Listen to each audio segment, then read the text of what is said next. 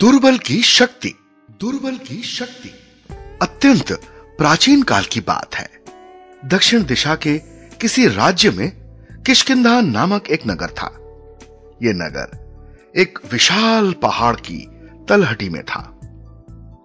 पहाड़ के बहुत ऊपर एक विशाल झील थी, परंतु नगर में पानी की कमी सदा बनी रहती थी। नगर का एकमात्र जलाशय जल की आवश्यकता को पूर्ण करने में असमर्थ था।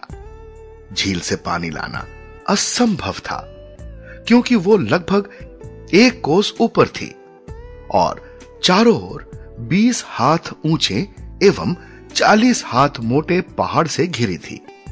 उसको भेदना मनुष्य की शक्ति से बाहर की बात थी। अकस्मात ही एक बार सूखा पड़ गया। जलाशय में पानी तो था, परंतु नगर भर में यह चर्चा का विषय बना हुआ था कि जब पानी समाप्त हो जाएगा तो क्या होगा। धरती के नीचे दूर दूर तक पथरीली चट्टानें थी। कुआं खोदने से भी जल मिलना संभव नहीं था। एक दिन लोगों ने देखा कि एक क्षीणकाय वृद्ध हाथ में खंता, पहाड़ खोदने का फावड़ानुमा अस्त्र वो लिए पहाड़ की ओर जा रहा है। लोगों ने पूछा, बाबा, ये खंता लेकर कहां जा रहे हो? नगर में पानी ना जाने कब समाप्त हो जाए, वृद्ध ने कहा।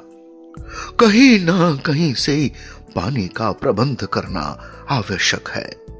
मैं पहाड़ में नहर खोदकर पानी लाने जा रहा हूं। तुम?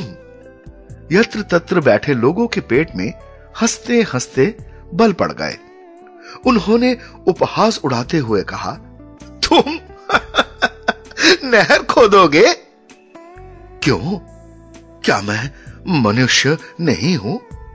जब भागीरथ मानसरोवर से गंगा नदी को खोदकर संपूर्ण आर्यावर्ता के जल संकट को दूर कर सकते हैं, तो क्या मैं इस तुच्छ पहाड़ी से भी नहर नहीं खोद सकता? वृद्ध उन्हें हंसता हुआ छोड़कर चला गया। कुछ ही देर में यह बात नगर भर में फैल गई कि एक दुर्बल वृद्ध पहाड़ खोदने गया है। लोग इस मूर्ख को देखने के लिए समूह में पहाड़ पर पहुंचने लगे। वृद्ध उनकी ओर से बेखबर झील के चारों ओर की पथरीली दीवार पर एक स्थान पर छेद करने के लिए खंता चला रहा था। वो 1-1 इंच के पत्थर के टुकड़े को काट काट कर निकाल रहा था। बाबा, एक युवक ने उपहास उड़ाते हुए पूछा, अरे इस तरह तो तुम मृत्यु तक 1 हाथ से अधिक नहीं काट पाओगे, फिर पानी लेकर क्या करोगे? बेटा, वृद्ध ने पत्थर काटते हुए गंभीर स्वर में कहा, राजा सागर अपने 60,000 श्रमिकों के साथ मानसरोवर के जल का रुख मोड़ने के लिए चट्टानों को बांधते समय उनसे दबकर मर गए। उनके पौत्र भागीरथ ने तो कभी ये नहीं सोचा कि उनकी मृत्यु हो जाएगी तो वो जल का उपयोग नहीं कर सकेंगे। वो आज नहीं है, किंतु उनका श्रम आज भी सभी को तृप्त कर रहा है। युवक सकपका गया। अकस्मात ही उसकी विचारधारा परिवर्तित हो गई। उसने सोचा, श्रम के फल के बारे में सोचते हुए यदि हम श्रम ही ना करें तो फल कैसे प्राप्त हो सकता है? इस कार्य को करते हुए यदि प्राण चले जाते हैं तो यश मिलेगा, सफलता तो निश्चय ही नहीं मिलेगी। किंतु कुछ लोग इसी प्रकार अपने प्राणों की आहुति इस कार्य के लिए देने लगे तो कुछ पीढ़ियों के पश्चात नगर का जल संकट दूर हो जाएगा। उसने घर से खंता मंगवाया और वृद्ध के साथ जुट गया। युवक शक्तिशाली था। छोटे छोटे ही सही पर पत्थर कटने लगे। सायकाल तक पहाड़ 1 अंगुल गहराई तक 3 हाथ चौड़ा कट चुका था। अगले दिन जब वृद्ध और युवक पुनः पहाड़ की ओर चले तो लोगों ने उन्हें देखा। कुछ ने पुनः उपहास उड़ाना प्रारंभ किया, किंतु कुछ युवकों ने कहा, इन दो ने मिलकर एक दिन में 1 अंगुल मोटाई तक पहाड़ काट डाला। हम इनका साथ दे तो इस वर्ष ना सही 10-5 वर्षों के बाद ही सही पानी तक पहाड़ काट ही देंगे। इस झील में हिमालय का बर्फ पिघलकर आता है, उसका पानी कभी नहीं सूखता। नगर का जल संकट हमेशा के लिए दूर हो जाएगा। करीब 20 सिरफिरे युवक उनका साथ देने चले गए। उस दिन वो छेद आधा हाथ तक कट गया। अगले दिन इन सिरफिरों की संख्या 200 हो गई और पहाड़ 2 हाथ कट गया।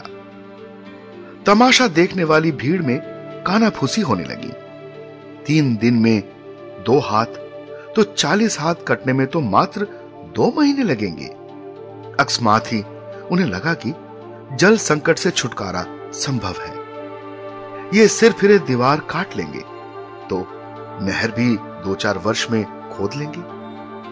जो कार्य असंभव दिखाई दे रहा था वो अचानक ही सबको संभव दिखाई देने लगा। मानो सब कुछ परिवर्तित हो गया।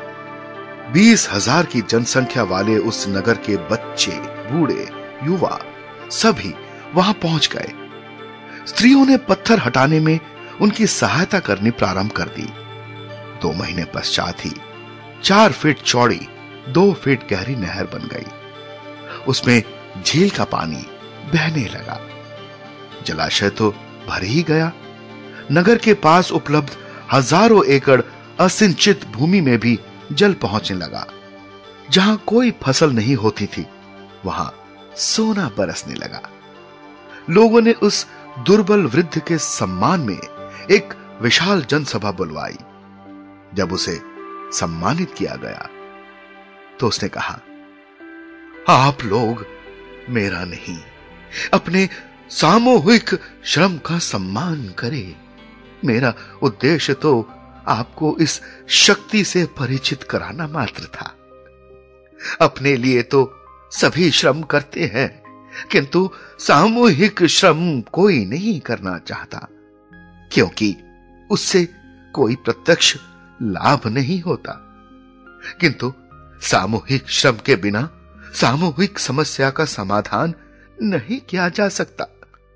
एक बड़े गुड़ का ढेला एक चींटी नहीं खींच सकती, तब वो समूह में आकर उसे ले जाती है। मैं तो यही तमाशा देखकर पहाड़ काटने चल पड़ा था। मैं जानता था कि मनुष्य चींटी नहीं है, उसे समझाना कठिन है। यही कारण है कि मैंने किसी से कुछ नहीं कहा। सोचा था कि मेरा प्रयत्न थोड़ा भी सफल हुआ तो सभी स्वयं साथ देंगे।